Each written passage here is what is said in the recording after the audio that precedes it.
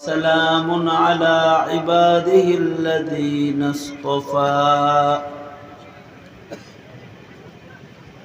أما بعد فأعوذ بالله من الشيطان الرجيم بسم الله الرحمن الرحيم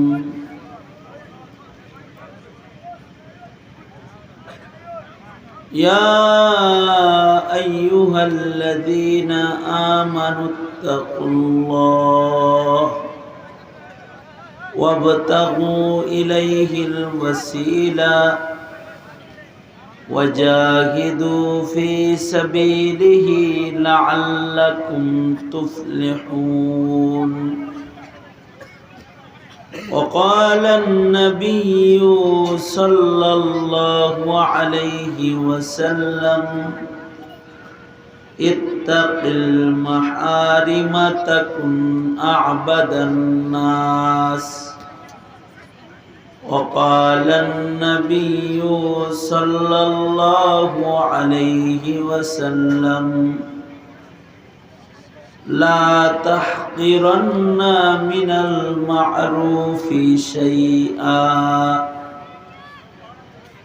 أو كما قال عليه الصلاة والسلام اللهم صل على محمد وعلى آل محمد كما صليت على إبراهيم وعلى آل إبراهيم إنك حميد مجيد اللهم بارك على محمد وعلى آل محمد كما باركت على إبراهيم وعلى آل إبراهيم إنك حميد مجيد মুরাদপুর মারকুলি বাজার দারুস সুন্নাহ মাদ্রাসা ও এতিমখানার উদ্যোগে আয়োজিত হাফেজ ছাত্রদের দস্তারবন্দি মাহফিল মোহতারাম সভাপতি উপস্থিত হযরত বুজুর্গ উলামায়ে কেরাম সম্মুখপানে সমবেত দ্বীন প্রিয় ইসলাম প্রিয় দিনদার ইমানদার মুমিন মুসলমান ভাইয়ের আল্লাহর দরবারে শুকর যাদের হাতে মোবাইল আছে এরা যতক্ষণ পর্যন্ত হাতের মোবাইল না নামাবে আমি বয়ান করব না। সবাই নামাইন হাতের মোবাইল সবাই বন্ধ করেন। এখানে স্ট্যান্ড লাগানো আছে, মোবাইল লাগানো আছে, তোমরা হাতে মোবাইল রাখছো কেন? এতগুলো মানুষ যদি হাতে মোবাইল রাখে, এদের দেখা দেখি যদি সবাই ওয়াজ শোনা বাদ দিয়ে একটা করে মোবাইল তুলে ওয়াজ শুনবে কি?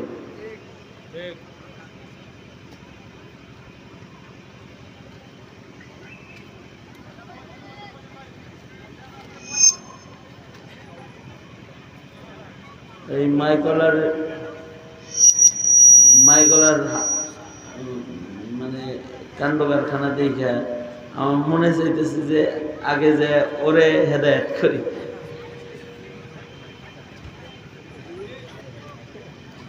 আল্লাহ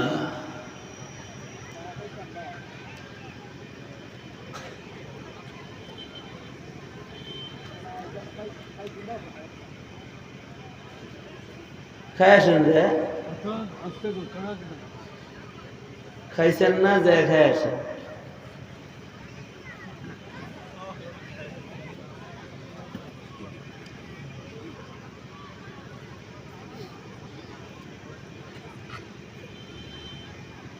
আয়োজিত মাহফিলের উপস্থিত হযরত বুজুর্গ উলামায়ে কেরাম,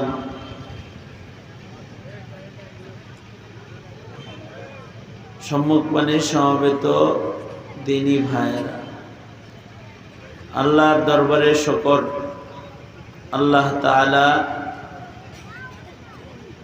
আমাদেরকে দ্বীনী মাহফিলে উলামাদের সোহবতে কোরআন ও হাদিসের আলোচনা, দ্বীনী নসিহতের মজলিসে আসার বসার তৌফিক দান করেছেন। শুকরিয়া আদায় করি, কালিমাতুশ শুকর পড়ি, আলহামদুলিল্লাহ।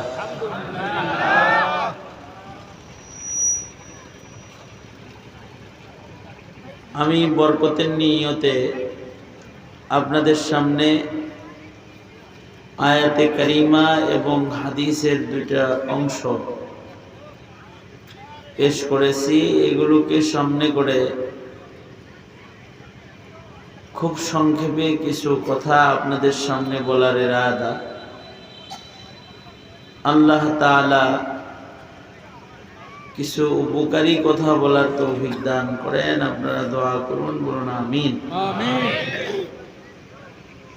আমার পূর্বে যে সকল বুজুর্গ উলামায়ে কেরাম নসিহত করেছেন,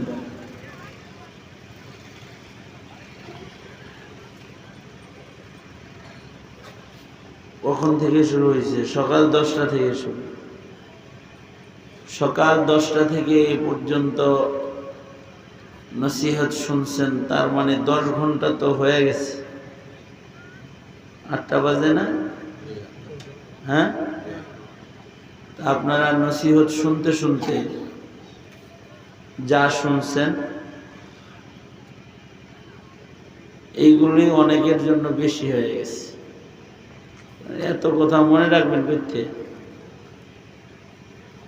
আর নসিহত শুধু শুনলেই কি লাভ? আসল লাভ হইল যা শুনতেছি এগুলো আমল করতে পারলে। যা শুনছেন ওইগুলাই যদি আমল করেন তাইলে মাহফিল কামিয়াব, আপনাদের বসে থাকাও কামিয়াব। এই মাহফিলের আয়োজন সার্থক হয়ে গেল। মৌলানা ইসমাইল হোসেন সিরাজি সাহেব আপনাদের মাদ্রাসার মোহতামিম সাহেবের আমার সাথে দ্বীনী তাআল্লুক, মুহাব্বত, এইটাকে কেন্দ্র করে গত বছরও এখানে আসা হয়েছিল। এবছরও আপনাদের সামনে হাজিরা দিলাম। আমার মূল উদ্দেশ্য হল মৌলানা এখানে থাকে, সে তো ঢাকায় থাকতে পারত, ঢাকায় কোনো মসজিদের জিম্মাদারিতে বসে থাকতে পারত। আমরা দু এক জায়গায় ঠিকঠাক করে খবরও দিছি যে আসেন ঢাকায় এসে পড়েন, কিন্তু সে কোরবানি করে যে থাকে, তার যে ইসার যে না এলাকায় কাজ করি,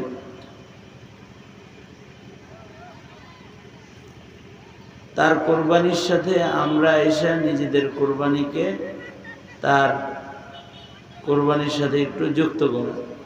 রাস্তার যে অবস্থা, যে রাস্তা পার হয়ে আমি আসছি, এই রাস্তা আমার মতো 3 বারের অপারেশনের রোগী এই রাস্তা পার হয়ে আসার পরে আর বয়ান করার শক্তি নেই। সেই সাভার থেকে বেলা 11টায়, দিন 11টায় আমি রাস্তা চলা শুরু করছি। 8টার সময় এসে এখানে পৌঁছলাম। তার মানে আমার 9 ঘন্টা লাগাতার জার্নি।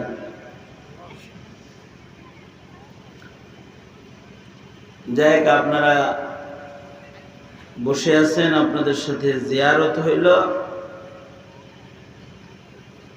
বুজুর্গ ওলামা হযরতরাও স্টেজে বসা আছে। আপনাদের সাথে এই দ্বীনী মুলাকাত আর এই সাক্ষাৎটা, এটার থেকে আল্লাহ পাক আমাকে উপকৃত করুক। আর এই মোলাকাতটাও ময়দানে মাহশারে কাছাকাছি থাকার জন্য আল্লাহ পাক ওসিলা বানায় দেন। কোরআনে হাকিমে 89 জায়গায় আল্লাহ তাআলা আমাদেরকে ইমানদার বলে ডেকেছেন। 89 জায়গায় ইয়া আইয়ুহাল্লাযীনা আমানু, ও আমার ইমানদার বান্দা বান্দিরা, এই ডাকটা 89 জায়গায়।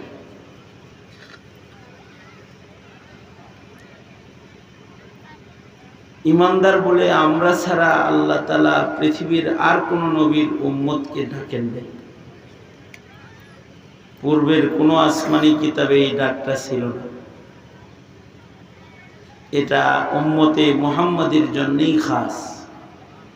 আমাদেরকেই ডাকা হয়েছে ইয়া আইয়ুহাল্লাযীনা আমানু, ও আমার আদরের ইমানদার বান্দা বান্দিরা। এইটা আমাদের জন্য একটা বড় প্রাপ্তি। এই ডাকটাই একটা প্রাপ্তি, এটা বোঝার জন্য উদাহরণ। আপনি যদি কাউকে ডাকেন, যদি নাম ধরে ডাকেন, এই ইব্রাহিম, ইসমাইল, এই সুলাইমান, এদিকে আয়, আর যদি নাম ধরে ডাক না দিয়া তাকে ডাক দেন বড় ভাই, বন্ধু, এদিকে আসেন, তাহলে মোহাব্বত নাম ধরে ডাকার মধ্যে বেশি নাকি সম্পর্ক দিয়ে ডাকলে বেশি? হ্যাঁ, আপনার ঘরে ছেলে মেয়ে আছে, বাবা মার খাসলত হলো ছেলে মেয়েকে সম্পর্ক দিয়ে ডাকে, নিসবতি ডাক দেয়। সন্তানের নাম ধরেও ডাকা যায়। ডাক দিল এ খালিদ, এই ওমর, আবু বকর, অথবা ডাক দিল এই ফাতেমা, আয়েশা, সুমাইয়া। কিন্তু এটা না ডাইকা যদি ডাকে, ছেলেটাকে যদি ডাক দেয়, বাবা এখানে আসো, আম্মু এক গ্লাস পানি দাও, নিজের মেয়েটারে বলল, নাম ধরে ডাকে না। নাম ধরে না ডাইকা যদি সম্পর্কে ডাকে, তাহলে এই ডাকের মধ্যে ভালোবাসার পরিমাণটা নাম ধরে ডাকার চাইতে সম্পর্কের ডাকে কোটি গুণ বেশি। আমার আব্বাজান রহমতুল্লাহ আলাইহি, আমার 3 বোন, আমার আব্বা আমার 3 বোনরে জীবনে কোনোদিন নাম ধরে ডাকে না।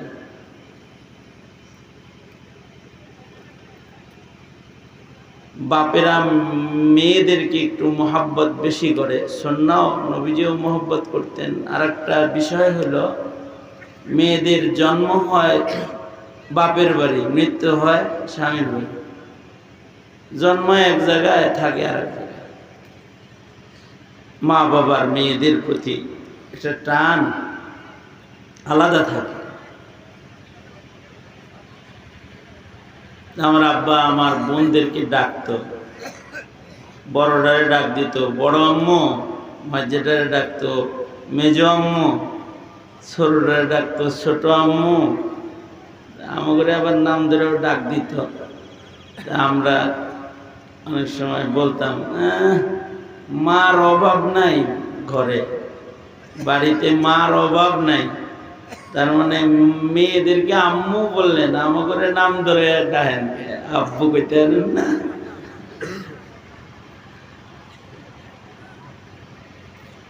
সম্পর্ক দিয়ে ডাকলে মোহাব্বতের বহির প্রকাশটা বেশি হয়। আল্লাহ পাকও তার দোস্তের উম্মতদেরকে ভালোবাসার বহির প্রকাশ করেছেন, সম্পর্ক দিয়ে ডেকেছেন, ইয়া আইয়ুহাল্লাযীনা আমানু, ও আমার আদরের ইমানদার বান্দা বান্দীরা। এভাবে 89 জায়গায় ডাকছেন।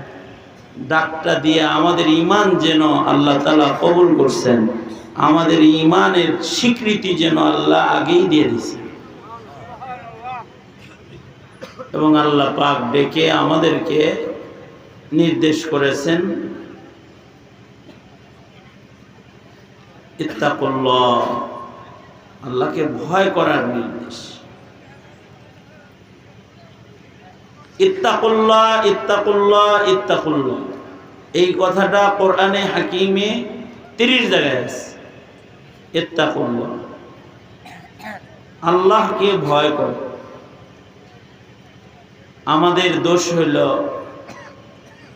আমরা মাখলুকের ভয় প্রকাশ করি, আল্লাহর ভয় প্রকাশ করা জানি না। মাখলুকরে ভয় পাই এটা বোঝা যায়। এই যে যেমন তুমি বসে রয়েছো, তোমার ভিতরে আল্লাহর ভয় আছে এটা বোঝা যায় না। টুপিওয়ালা, এই যে এই যে তালবে এলাম, তুমিও ওই চশমাওয়ালা, তুমিও তোমার ভিতরে যে আল্লাহর ভয় আছে এটা বোঝা যায় না। রাগ হয়েছে? এই যে কথা কইতাছি, তোমার খোদার ডার কিছু নাই, নিজেরা গল্প করো, হাসাহাসি করো। এখন কানে ধরে উঠাই দেই, কেমন লাগবো? কানে ধরামো? দোনো হাত উপরে তোলেন তো, নাড়াচাড়া দেন। এখন মুখ খুলে বলেন সুবহানাল্লাহ, আলহামদুলিল্লাহ, লা ইলাহা ইল্লাল্লাহ। আওয়াজ করে বলেন আল্লাহু আকবার। হাত নামান। এই যেমন আমার দিকে ছিলেন, একেবারে তোমরা যারা আছো, এই যে সুফি দরবেশ বুজুর্গ আল্লাহর ওলি, যাদের কোনো গুনাহ নাই, কোনো দিকে চাইছস তো ওয়াজ বাদ দিয়ে যায় এত করে আগে হেদায়েত মনে রাখিস। কিন্তু আমি খুব খতরনাক লোক। আমার বয়ানের সময় আমার কেউ ডিস্টার্ব দিলে আমি তার জিল্লতির একেবারে শেষ সীমানায় পৌঁছে দিই। এটা আমার একটা তবিয়ত।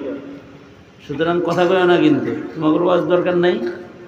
হ্যাঁ, কথা কও না কেন? এখন আমি কথা কইতেছি না, দরকার নাই। হ্যাঁ, তাহলে এইদিকে খেয়াল রাখো, কিন্তু মনে রাখো। তাছাড়া এই সবার সামনে জিল্লতি করবো, আগেই বলে দিলাম। কোরআনে হাকিমে 30 জায়গায় আছে ইত্তাকুল্লাহ ইত্তাকুল্লাহ ইত্তাকুল্লাহ, আল্লাহকে ভয় করো। আমাদের খাসলাত হইল আমরা বান্দাকে ভয় করি বোঝা যায়, আল্লাহকে ভয় করি এটা বোঝা যায় না। এটা একটা দোষ।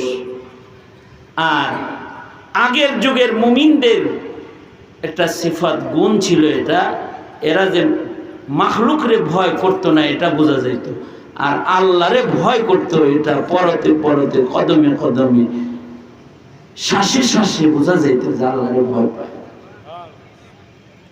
আর আমরা হইলো উল্টা, আমরা সাপরে ভয় পাই এটা বোঝা যায়, বাঘরে ভয় পাই বোঝা যায়। আর আগের যুগের মুমিনরা ওদের দেখলে বাঘ হাসারাত ভয় পেত। রাজা বলতো এই বেড়ে যা, তাছাড়া কিন্তু শাস্তি প্রদান করবো। বাস জঙ্গল থেকে সব হিংস্র জানোয়ার যার যার সন্তানকে মুখে নিয়ে জঙ্গল খালি করে চলে গেছে।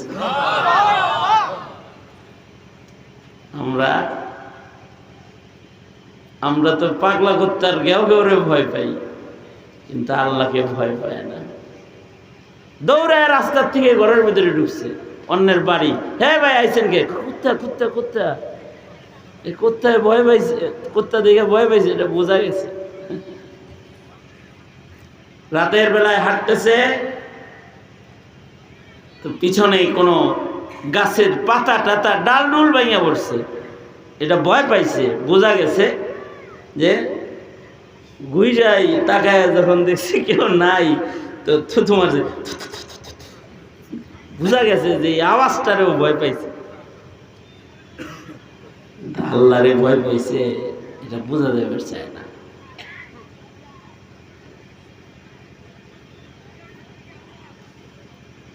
এক মাস 2 মাস আগে ভূমিকম্প হইলো, 2 মাস আগে, 2 মাসের বেশি হয়ে গেছে।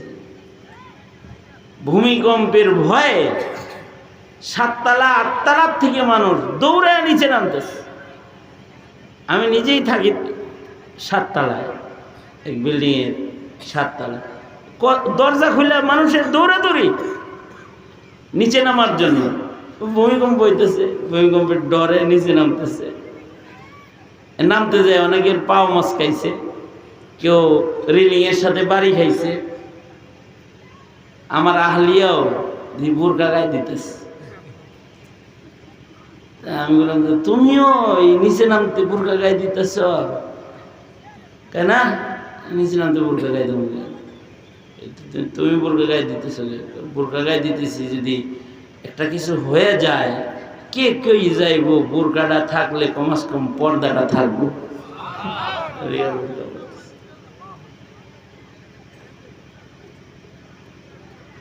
ভূমিকম্প আসার পরে বোঝা গেল যে ভূমিকম্পরে ভয় পাইছে।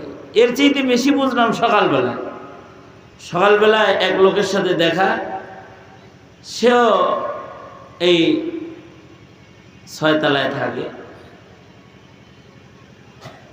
তা আমাকে নিচে, বিল্ডিং এর নিচে ফজরের পরে মোলাকাত, আমাকে বলে হুজুর শহরে বসবাস করা যাবে না। শহরে বসবাস করা যাবে না কেন? কি হয়েছে? শহরে বসবাস করা যাবে না কেন? কেন কালকে ছিলেন না? ছিলাম। এখন দুনিয়ার খবর রাখেন না হুজুর? 1 সপ্তাহের ভেতরে আরেকটা ভূমিকম্প আইতাছে, ওইটা 9 পয়েন্ট। 7 পয়েন্ট গেছে না, 9 পয়েন্ট। 7 পয়েন্টে এরম করছে না, 9 পয়েন্টে খালি এমনি পড়বো, মাথার উপরে পড়বো। এই শহরে থাইকা এই ইট পাথরের নিচে পড়ে মরার তো কোনো দরকার নেই। কই যাইবেন? কই দেন না স্কুল কলেজ ছুটি হয়ে গেছে, যার যার বাড়িতে। আমি ওই বাড়াবাড়ি থাকবো না, যামগা, বাড়ি যাবো না। কেন? 9 পয়েন্ট ভূমিকম্প হইলে আপনার বাড়ি নড়বো চড়বো না? নড়বো। কিন্তু লাভ হইল কি? অসুবিধা নাই, বাড়িতে টিনের ঘর, এখানে তো বিল্ডিং, এটা ধসে পড়লে ভয় আছে। বাড়ির টিনের ঘর তো, আর কি আর নড়বো চড়বো, আর কি আর পড়বো। ভূমিকম্পের ডরে 6 তলার থেকে নাইমা, 7 তলা বিল্ডিং থেকে নাইমা সে টিনের ঘরে যাইতেছে। আমি তাকে বললাম, ভাইজান ভূমিকম্প আপনার বিল্ডিং থেকে গ্রামে পাঠানোর জন্য ভূমিকম্প আসে নাই। মৃত্যু ভূমিকম্পের ভেতরে না, মৃত্যু আল্লাহর কাছে। আল্লাহ যাকে যখন মারেন, ভূমিকম্প ছাড়াও মারেন। মরণ কার কখন হবে, কোথায় হবে, কে জানে? জোরে বলেন। মরার খবর আর কারোর কাছে আছে? আল্লাহ যদি আসলে ভূমিকম্পে লেখা রেখা থাকে, তো জেনে থাকেন কম নড়াচড়া হইলেও হেনে মরে যাবে। আর যদি আল্লাহ পাক মৃত্যু লিখে না রাখে, তাহলে ধ্বংসস্তূপের ভেতরেও আল্লাহ পাক বাঁচায় রাখবে। ইসরাইল হাজার হাজার বাড়িঘরকে তছনছ করেছে ফিলিস্তিনে। আশ্চর্য বিষয় হলো যে বিল্ডিং তছনছ হয়ে ভেঙে পড়ে গেছে, মা বাবা মারা গেছে, কিন্তু শিশু বাচ্চাকেই ধ্বংসস্তূপের নিচ থেকে জীবন্ত অক্ষত বের করছে, যে বাচ্চার গায়ে একটা টাচ লাগে নাই। বাঁচাইলো কে? অথচ এর মা বাবা মরে গেছে। তাই বললাম, ভাইজান মরণ থেকে পালাইয়া গ্রামে যাওয়ার দরকার নাই। ভূমিকম্প দিয়েছেন যিনি, তাকে ভয় শুরু করি সবাই মিলা, তাইলে আমরা লাভবান হয়ে যাব। ভূমিকম্প যিনি দান করেছেন, তিনি আমাদেরকে বিল্ডিং থেকে নিচে নামাইতে ভূমিকম্প দেয় নাই। যিনি ভূমিকম্প দিয়েছেন, তিনি আমাদের পাপের কারণে নারাজ হয়ে এরকম ভূমিকম্প দেন। ভূমিকম্প আমাদেরকে বিল্ডিং থেকে নিচতলায় নামানোর জন্য নয়, ভূমিকম্প হলো আমাদেরকে গুনার বাজার থেকে বের করে ইবাদতের বাগানে ঢুকানোর জন্য। যদি আমরা সবাই ইবাদতের বাগানে ঢুকে যাই তাইলে আমাদের আর কোনো ভয় নাই। ইবাদতের বাগানে ঢুকে ঢুকে না যে তা না, ইবাদত করে কিন্তু বেশি সময় থাকে না। ওই 7 দিন নামাজই বেশি ছিল, যেই 7 দিন ভূমিকম্পের রিস্ক ছিল। বিশেষভাবে একবার আমাদের ঢাকাতে, আমার জীবনে ফজরের নামাজে এত মুসল্লি জিন্দেগিতে দেখি নাই, ওই দিন দেখছিলাম।